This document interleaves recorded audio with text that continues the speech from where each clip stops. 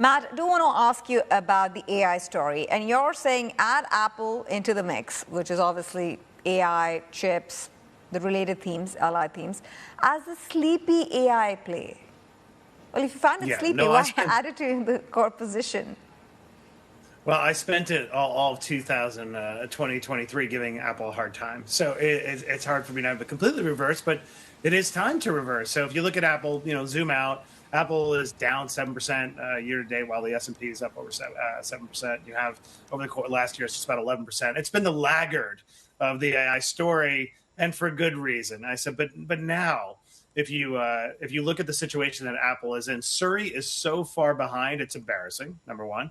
Anyone who has a large data set has a tremendous opportunity to take advantage of the AI boom. And obviously Apple does. And Apple has a one-to-one relationship with the user and interacts with the user, the customer, in a way they want to interact, which is mobile. So they have a tremendous opportunity to make inroads in AI. And you could start seeing that they're putting out breadcrumbs that something very big is coming in June around AI. I think the stock is starting to react to it in advance. There's lots of leaks coming out of there from their LLM called MM1, which they're experimenting with in-house that enables you to read images and text and whatnot. So I'm fairly confident that they're going to roll something out pretty significant, because if they don't, they're in trouble. Who's going to buy an iPhone when Siri can barely identify which restaurant you're trying to go to at this point? It just seems so antiquated. So I think Apple's been working on something below the radar, and it's time for them to make the big reveal. So I just initiated a position in April, and my target for Apple is $200 by the end of the year.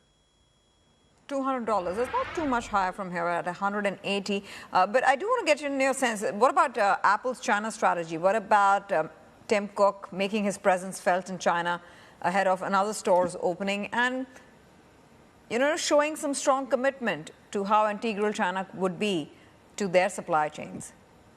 Yeah, I mean, China's obviously tremendously important to Apple, and they're getting beaten up. Although I do think that there are other ways for Tim Cook to win, and by making the iPhone so compelling and relevant around AI, at the end of the day, we don't want to go to our desktop and use ChatGPT. We want to have a mobile interface that is 10x more sophisticated than Surrey is. So while it's important that they double down in China, obviously, and they've been struggling, I think what the next move, when they turn this device into something way more relevant, is gonna dramatically help the replacement cycle, and that should show up in the stock second half this year.